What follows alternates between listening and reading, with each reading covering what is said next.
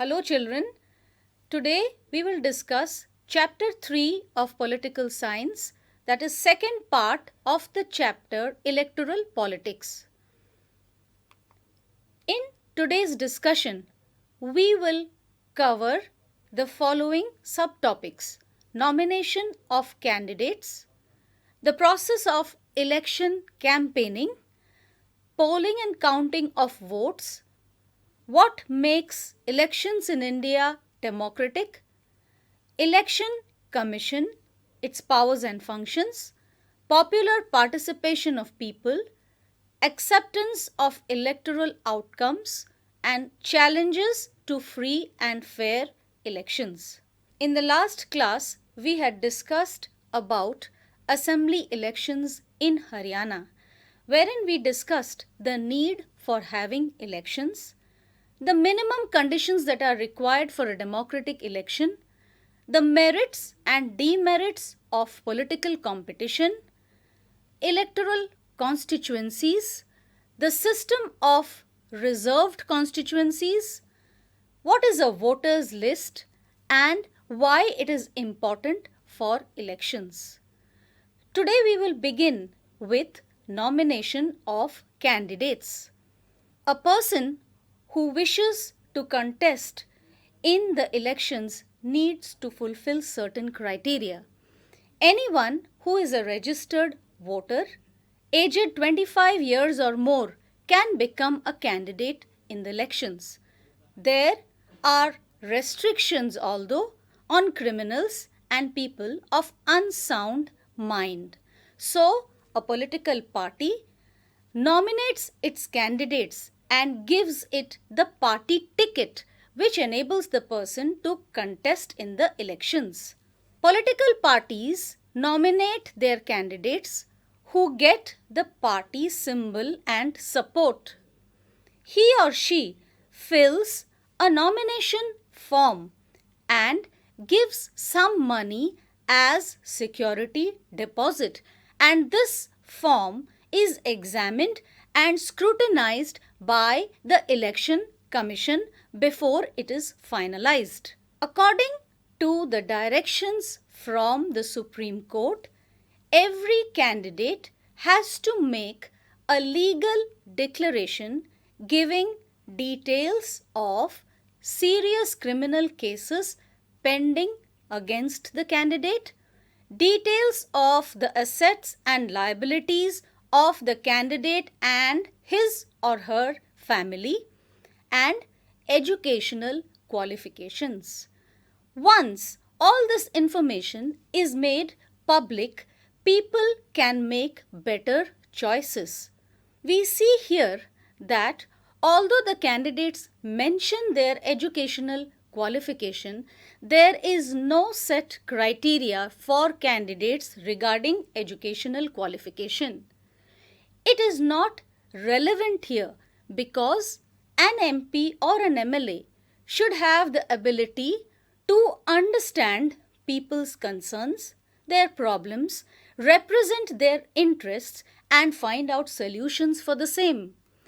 It would be against the spirit of democracy. It would deprive a majority of the country's citizens the right to contest elections. Just like for a cricketer who is representing our country in a cricket match, educational qualification does not hold any good. In the same way, here the candidates work to serve the country. So, setting an educational qualification here will not be correct. We are aware that the main purpose of having elections is providing a chance to the people to exercise their choice, choose their representatives who will form the government and who will make policies that suit them. So, for this, we need to go into another aspect of election. Once the candidate fills in the nomination paper and it is approved, the final list of the candidates is announced. From that time till the day of polling, it is almost a period of 2 weeks that campaigning activities take place. So, it is in this period that the candidates, party members, they start attracting public attention in order to mobilize support. But we see that actual campaigning has started much before this. The candidates are familiarized in the constituency from which they contest elections. During the campaign process, the candidates contact the voters. Political leaders address the election meetings. Political parties mobilize support. Newspapers and TV news telecast debates. Now we discuss the powers and functions of the Election Commission of India. All aspects from announcements to declaration of election results is done by the Election Commission. It implements the code of conduct and punishes the violators. It controls the government officials when on election duties. It issues guidelines to the government and prevents the misuse of power by the government or the ruling party. It reprimands the government for lapses, and in case it feels that there is some discrepancy, it can order for a repoll in any of the constituencies. Other than the Election Commission, which controls the process of election and ensures that the quality of election is good, is there any other way to check the quality of the election process? Yes, it is the participation of the people. If elections are not free and fair, people will not participate in it with enthusiasm. We see that over years, people's participation in elections in India has gone up. We come to the voters' turnout, which is an important indicator whether elections have been fair or not. Voter turnout indicates the percentage of eligible voters who cast their votes. Over the last 50 years, the turnout in Europe and America has declined, but as seen in the graph given, in India it has remained stable or gone up. This shows that the number of people who want to exercise their vote is increasing. In India, the poor, illiterate, and underprivileged vote in a larger proportion compared to the rich and privileged sections. So, a comparison between India and the US tells us that in India we have the underprivileged voting more, whereas in the US the blacks and the Hispanics are less compared to the others. Common people feel that their vote matters, and through this they can bring pressure on political parties to adopt policies and programs favorable to them. That is why that percentage of people who feels that their vote can make a difference has gone up. The interest and participation of voters in the election related activities has increased. More than 1/3 of the people are involved in activities that are related to election and political parties, and with time we see that participation of people in the election process and party allegiance is increasing. Acceptance of election outcome. How we accept the results of an election is what tells us if elections have been fair or not. If the elections are not fair, the outcome favors the powerful and the ruling parties seldom lose elections. Usually, the losing party does not accept the outcome of a rigged election. What is the outcome of India's election? The ruling parties routinely lose elections in India, both at the national and the state level. In India, about half of the sitting MPs or MLAs lose elections, whereas in the USA, an incumbent or sitting elected representative rarely loses an election. Candidates with criminal connections or who spend money on buying votes often lose elections. People do not trust them. Barring a few exceptions, the electoral outcomes are accepted as people's verdict by the defeated party. So, coming to this, we can deduce that elections in India are democratic and are free and fair. But there are still certain challenges that Indian elections face.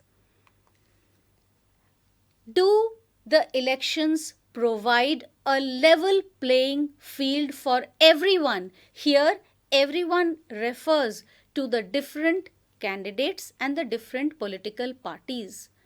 Are the voters getting a real choice? Are people's preferences based on real knowledge? Can an ordinary citizen hope to win elections? Let us see what are the challenges that our elections face. The challenges and limitations of Indian elections are as follows. Candidates or parties with a lot of money enjoy a big and unfair advantage over smaller parties and independent candidates because they have the resources, the contact, and the influence. Candidates with criminal connections manage to get a ticket from major parties and push out others from the electoral race. Some families dominate political parties and distribute tickets to their relatives. So, there could be candidates who would be more efficient, more promising, but they are unable to get a party ticket to contest elections because of this. Major political parties are quite similar in their policies and practice. Therefore, the choice that the ordinary citizens get is limited. Smaller and independent candidates suffer a huge disadvantage compared to bigger parties. So, we see that challenges do exist and these can be sorted out by reforming our electoral system. We, the citizens, need to actively participate to bring about these changes and reforms to have better elections in India. To sum up what we have discussed today, we discussed about the nomination of candidates, the process of election campaign, election law and the model code of conduct which regulates elections, polling and counting of votes, electoral malpractices, the election commission and the power that it enjoys, popular participation of people in India during elections, the outcome of India's elections, and the challenges to free and fair elections. Let us have a quick round of questions and answers. The first question is, what is the age criteria for contesting elections to the Lok Sabha or State Assembly? 25 years or more. What was the slogan given by the Congress Party in the 1971 Lok Sabha elections? The slogan was Garibi Hatao. Who was the leader of the Telugu Desam Party in 1983? N.T. Rama Rao was the leader. Name the body which takes charge of all aspects of elections in India. The Election Commission of India. Who appoints the Chief Election Commissioner of India? The President of India appoints the Chief Election Commissioner of India. Your home assignment for today is question number 1. List the conditions for election campaigns mentioned in the Model Code of Conduct. Question number 2. Explain the functions of the Election Commission. Question number 3. Discuss the challenges that Indian elections face. That is all for today. Thank you.